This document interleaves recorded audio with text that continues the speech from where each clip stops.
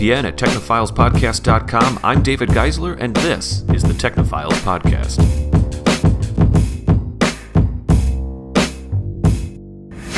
Hey everyone, this is episode 291, part 3. We are back from the break, and Vee is fighting back a cough here, I think. She's got a sneeze or a cough. Oh, man, I'm getting hair in my own glass. Oh, it's really craziness. Elegant over here. I'm here with the regular cast, Jake, Gill, Krista-Lee Malone, and Vee Laabs. And Krista-Lee, let's waste no time at all and jump right into your story. I was about to say let's waste no time, and then I was about to recap what we already talked about, but let's just go for it. All right, so what I have today are two stories that are not from the same company, but they both basically look to me like the proto-Oasis. It's so weird. I feel like I kind of just heard some podcast talking about the Oasis. I think you might be thinking about episode 2 of Sci-Fi Science. Oh, wait a second. Is that show that's produced by the Technophiles Podcast Network? And hosted by me. An executive produced by this amazing person named David Geisler? Because that's the credit everybody actually checked. Oh, she's the executive producer of that one? Ooh, good job. People definitely wait to the end of the episode to see that scroll up, don't they? Oh, absolutely. All right, obviously I'm joking here. It's the only reason I go to movies. Is to see the executive producer credit. Who the heck produced this thing? Oh, yeah. Oh, yeah. There we go. Actually, I have to say, the only time that probably really did matter was Kathleen Kennedy, episode 7, 8, and 9. Because she's got, we're in good hands with Kathleen Kennedy for Star Wars. Anyway, that actually kind of did matter that she took it. Okay, so Krista-Lee. Okay, so I'm going to take 30 seconds to talk about Oasis real quick, because if you haven't read the book Ready Player One, you are not going to understand why I think this is so cool. So in Ready Player One, VR has pretty much taken over the world. So everybody basically lives in this simulation called the Oasis. People go to school there, they work there, they socialize there, they play there. I mean, people will just stay logged in nearly 24/7. They'll get suits and gear that help them do it even longer. And yeah. So super crazy, super cool book. But as I was reading these two articles, that's the first thing I thought of. I'm like, they are taking the correct steps to make the Oasis, because what I found was, one, Oculus Rift adding social functionality to the Oculus Rift. I always want to just refer to the company as if it was the product. But yeah, and they're going to add, so you can share 360 videos, you can add friends, there's going to be Facebook compatibility for sharing videos. So very... We've talked about this before. Oculus Rift was bought by Facebook a while back. Right. So that's, should be no surprise that, now the functionality is there, right? So that's no surprise. But then there was another article talking about a social network platform that is just VR. So this is not something that is plugged into Facebook. It's not Facebook represented in virtual reality. Correct. It's its own. It's like Third Life, not even Second Life. Yes. Oh. So would Third Life would that have to be in in Second Life virtual reality doesn't matter. It's called vTime. It's a terrible name. I'm sorry. I think it's a great name. Oh, really, Veronica Laabs? Yes, I do. Sometimes I have to take a little vTime. I can dig it. It's still in development. It's not totally live yet, but they're saying that they already have thousands of users who are using it, and basically you have 3D avatars. Sure. And you can have these different kind of reminds me of what talk about your friends. The PlayStation Home thing that was supposed to be a cool thing 5-6 years ago. It makes me think about that a little bit. Avatar. Yeah, this is a little cooler. So, this is definitely cooler. If you look at some of the pictures here that I got off of, where did I get this from? Daily Mail company. This is on Daily Mail. On the video, maybe I'll post some of these up right now. Yeah, so it's you just have this environment, and then you sit there with your friends. No, I'm saying proto, because in all the videos and pictures, what you see is basically people just sitting. Oh, okay. Yeah, so it's you're not... Are those in-engine images, or is that concept images? Do you see what I'm saying? I would guess that they're concept images. They look concept-y. It'd be sweet if they were in-image. Or in-engine. In-engine. Well, if they're people already using it, I would assume they have some in-game shots. Not sure. I think, are there people using this already? Yes. Oh, okay. Well, then that's got to be in-game. So I think this is in. Yeah, this is beyond concept. We figured it out. It's just not There's just I'm not sure if this is alpha testing, beta testing, or whatever, yes, but they're in some level. No, but it's not like, hey, we want to make a thing, and here's some drawings we made of it. Yeah, this is already up and running. But what I meant with these pictures is just in all of the pictures I'm seeing here, you have people just, their avatars are sitting and they're having a conversation. They're not like, it's not full-blown Oasis when you're traveling around. It's not like an MMORPG. But I actually think that this is very important. And the reason I liken it to the whole Oasis thing is because if you look at the broad uses of technology and you look at the things that get really popular, it is social media. If you do not have that social component, like if they didn't have a social component for VR, I think that would stagnate it so much. Right. So the fact that they're doing this and then having a full-on just virtual platform for this social network shows that they get it and they're doing it immediately to push it forward to that next step. Just the we definitely connectivity. had a Facebook Oculus Rift episode on this show a few years ago, and there was a little bit of debate at the time, like, oh man, this awesome thing just got bought by this big huge company, and you know, is it not awesome anymore? Yeah. But what we ultimately decided was we weren't preaching this, but we ultimately decided, like, no, you mean this cool thing is going to be able to get launched by this mega company? Like, yeah, it might change a little bit on the way, but it actually doesn't seem like it is, which is interesting. Yeah. You know, this is because Oculus Rift had such like an indie vibe, obviously, in the beginning. Right. And all of a sudden it's like, oh, am I going to get friend requests popping up now? You know, but I don't know. Take it as it goes. But adding these kinds of social components, you are absolutely right, is what is going to make virtual reality work this time. Right. Yeah. Can I ask, what are some of the social components that we can do inside of VR world right now? So actually, I find this a little funny because I find the article about vTime sounds like they're doing a better job than Facebook is with Oculus Rift. Let's talk about it. Because just because it'd be quicker with the Oculus Rift, they're basically talking about sharing videos in virtual reality and then being able to actually log into Facebook and make connections without taking off your Oculus Rift. Right. So it's like if you're in Oculus, I invite friends in. My interpretation of what Facebook is doing with Oculus Rift right now is that they're creating a virtual reality environment, but that is not to say that they are creating a virtual like a people are walking around environment. So, you know, a lot of the things that I've been seeing with like the Facebook Oculus Rift thing is you're still interfacing with things in virtual reality, but you're not necessarily a body. Yeah. You're not necessarily sitting on stones and walking across rivers. It's a little bit more like zoopy zoops. So I don't get my avatar yet in there. That's not the kinds of stuff that I've been seeing right now. Yeah. You see, so I think the But it's like get together with friends in a virtual space, even if they're not represented in an avatar. And they might be represented as an avatar, but like to go to, let's put it this way: if you're looking at your wall, or let's say you're experiencing your wall in virtual reality, and you want to go check your recent photos, it's not like you walk across an in-game room open an in-game door and go into another in-game photo room, which vTime is definitely more going in that direction, and that's more of the Oasis thing, and that's also great.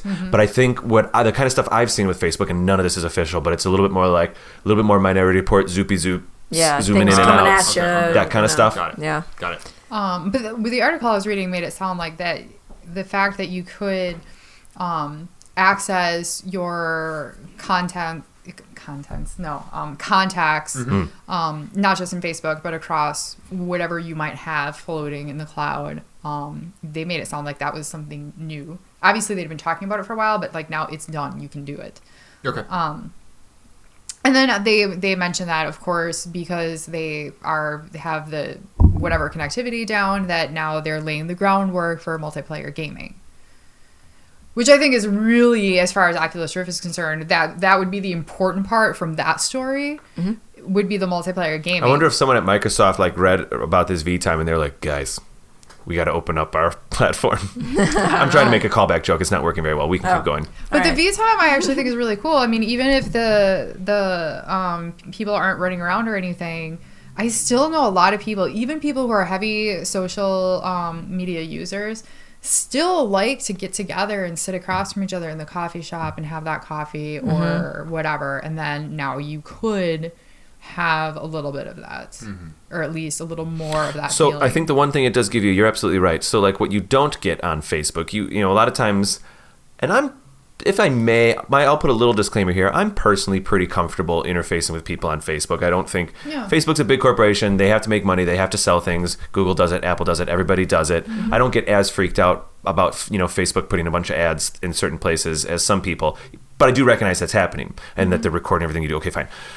However, with that said, I personally feel that Facebook improves my life daily. It improves my communication with people that I wouldn't be communicating with and all of that. However, it's still an abstraction. I'm never having, like, if I'm actually sitting, let's say the four of us are literally sitting in a coffee shop and we're I'm never getting that downtime with those people. So the four of us are sitting in a coffee shop as a hypothetical. We're not necessarily talking every single second. We're not exactly saying like, look at this photo. Oh, did you like this? Did you look at this? Every single second. But we're kind of just existing with each other. And there's something to be said for that kind of passive, what I call downtime, where you're still bonding with that person. It's like hanging out. You're hanging out. And you definitely... You don't go to Facebook to hang out. This is exactly the point I'm making. It's to feel bad about yourself because your friends' lives are so much better. And then to get really mad because that other person is posting more pictures of their kids. Perhaps. More pictures of their kids? Too many pictures of their kids. I kid, obviously. No, I know. I'm joking around too. But that's the thing. And so what I'm trying to say here is something like vTime, I think, can, in a way, give you that downtime, just hanging out thing. Yeah. So that's the whole point I was trying to make. So, I mean, this is like it's like... My wife and her friends do this like every week. Every few weeks they have like Cho Girls. She did a residency in Oakland, California, Oakland, somewhere that lines up to a name that works for them. But it's the Cho Girls. Like they have a Google Hangout where they literally just pop on and just hang out. Yeah, kind of literally hang out. Just hanging out. I do that with all my friends in like Dane County and like Spring Green and stuff like that, who I don't get to see very often. Do you guys have to kind of schedule those appointments? Usually it just pops up and it's like, we're doing this right now. Yeah. And so it's like, do I have time? And now let me ask you a question about that. Do you feel that you have to be engaged with the camera the whole time, or do you kind of just go more for the wide shot and you hang out in your room with them? Yeah, like some of cameras us. on or I will cameras on. Yeah. We usually, it's fun to like see each other and what we're all doing. Makes it more personal. I'm a big fan of the cameras on camera wide shot. I tend to you keep just kind it. of shoot the room and go sit. I tend to keep it close to me, and they're all guys, and they tend to set it further away from them because they're playing video games. And I'm always like, I'm in the middle of cleaning stuff or cooking right now. So like even if I'm like FaceTiming my nieces, I'm a big fan of like take the phone, if I say I'm cooking. Yeah. Instead of like holding the phone and getting the kind of like Requiem for a Dream camera angle thing, I much prefer to put the phone on a shelf, frame the entire kitchen, just hang out in the kitchen so I can and get. It feels a little bit more like they're there with me. You know what I mean? They're like in the other room, like I'm looking at the thing. Yeah. I personally kind of enjoy the diorama kind of thing a little bit. So I found that interesting that you say that because I had a long distance relationship for a little while. Well, actually, I've had a couple now, but I tried doing that. Because the time difference was such where it was like, okay, if you want to talk to me more than once a week, then you're gonna have to talk to me while I'm cooking dishes. Right. Cooking dinner, washing dishes, whatever. Cooking and I'm like, here, I'll set up my iPad, like right on the little island in the kitchen. Let's just be. Let's just, and I can talk to you while I cook, even if I'm not looking at the camera. Sure. And he had a huge problem with this. He felt like I was not giving him enough attention. So I had a long distance relationship that reacted exactly the same way. It was a little bit more like, this is our time that we scheduled. We must be directly interfacing. And I kind of prefer the passive a little bit too. Sometimes you got to get on there, and it's the same way that you might call a friend or text someone. Like there's different levels. But we only have a few minutes left, so let's kind of. Are there any closing comments about what's going on here? Anything you still wanted to talk about vTime and? I was gonna say that like a lot of the photos show them just like sitting around in spaces and stuff.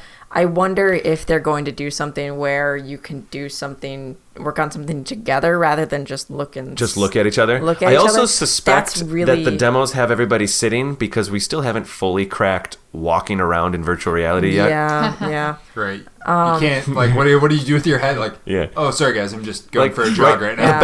The best virtual reality experiences right now are still the ones where they put you in an airplane cockpit or put you in a car, and you just experience it. where you're not. They don't have to deal with like because then they have like ping pong, where it's just like you just have the headset with the paddles and you're playing like 3D virtual right. ping pong. Whenever you're not walking around. And there was even a company that was doing something where they came up with a game where you're shooting like portals at a ground and it'll teleport you to that spot. And that's how they got around the whole like not having to create some kind of analog. Go over there, just like it's like a grappling hook, and then it goes. Boop, boop. Oh, that's kind of cool. And then so you're technically never moving, but you're warping around, which was really smart for them to do. And they said they did it for that reason because they said that we didn't want to deal with someone holding an analog stick that and there's like some kind of one-to-one. Now this is representing me moving. They wanted it to be totally immersive, and so if you can't walk around, make it so you can't walk around in the OS. Yeah. Anyway.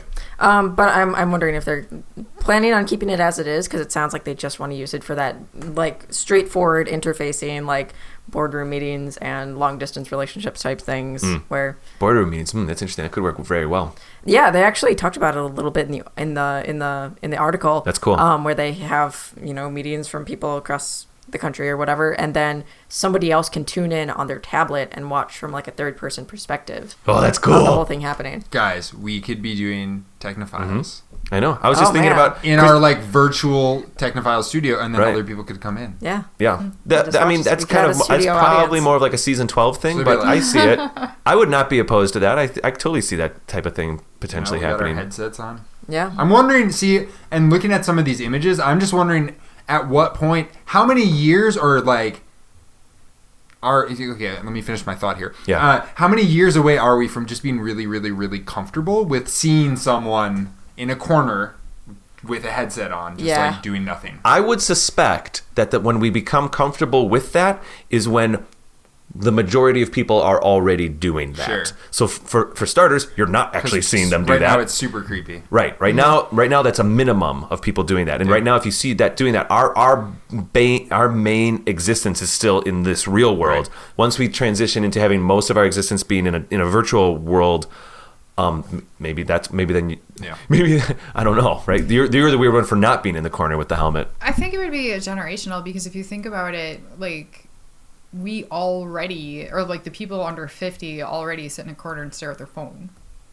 Okay, that's kind of true. Right? Yeah, sure. So, and with the virtual reality, unless they do some kind of Google Glass overlay, which I do not think they're going to do, because that would be awful, and Google Glass. The HoloLens goes in that direction a little bit. But I think the all immersive is what's actually going to take off, and then that's not going to be practical in public.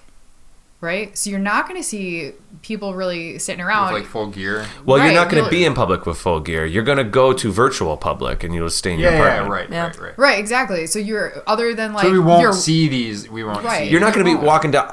you're not going to be walking down the street, whip out your VR helmet and put it on because you're going to go check your Facebook real quick. That's the one thing that HoloLens is trying to do. Pull it out of your back pocket, put it on, and like unstrap the drone from your wrist and like throw that in the air to just like go for a little fly.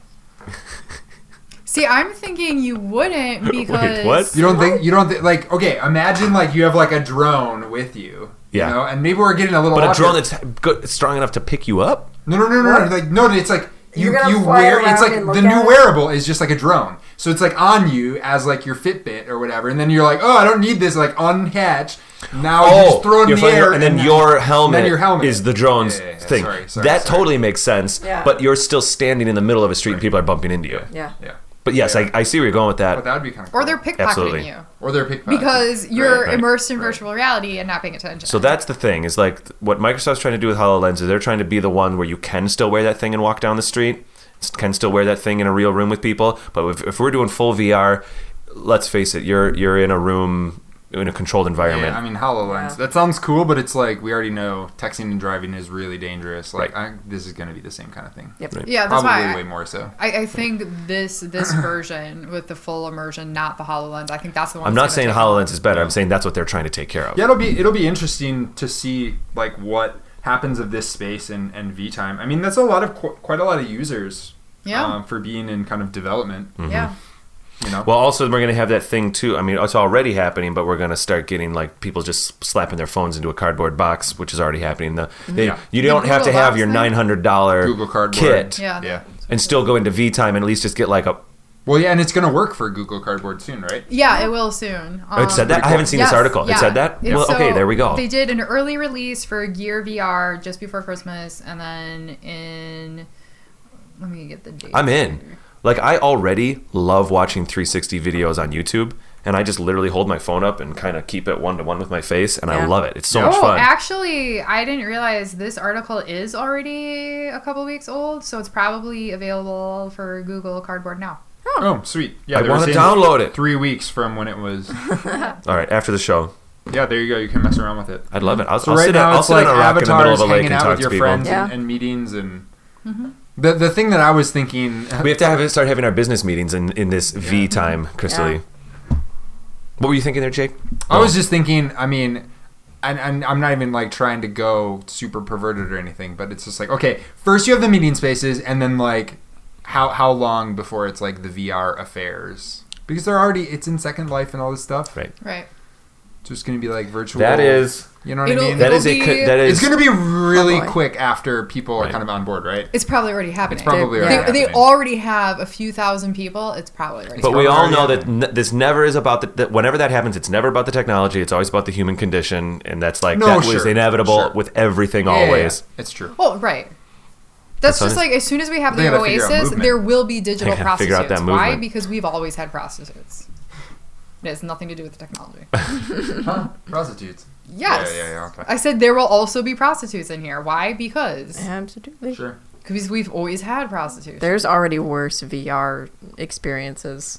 Like VR cam girls and stuff. And Oh, sure. worse, even more. It is. That's for the Yeah. after dark. The after hours. That's for Technophiles Technophiles After Nights. Dark. Technophiles Nights. Maybe we got to do like a TPN. special episode of Technophiles Nights sometime. I don't really know why we'd need to now that I think about it. It would just be weird, but anyway. Just a lot of F-bombs. Yeah, right, exactly. That's when we do our review of Deadpool. Yeah. Yeah. Sounds good. All right, guys, let's get out of here. Krista-Lee, if anybody else wants to tweet you about some vTime information, they can do that. You can do that at GamerAnthro. And V, if people want to tweet you about vTime, your vTime, Yeah, my vTime, my me time vTime. they can find you on Twitter at. They can find me at bear_Annika. Excellent. Jay, if people want to find you at JTime. Jake. Jake. Jay. I'm Jake. You can I find me on. called you Jay on accident. It's all screwed up. Because I You was can find me thinking on J-Time. Twitter. I had before I good talked. recovery. Yeah. You can find me on Twitter at Kurval. We won't do the joke for my name, but people can find me on Twitter at Rapture Paint. And in the meantime, people can find Technophiles on Facebook, YouTube, iTunes, Stitcher by searching Technophiles Podcast, or go to our actual website, technophilespodcast.com. All right, as we said in part one, kind of a squirrely episode tonight, but it was a lot of fun hanging out with you guys. We got our live show coming up next week. Cannot wait. Yeah. I'll see y'all then. See ya. Have a good night. Have a good weekend. Whoa! Wow.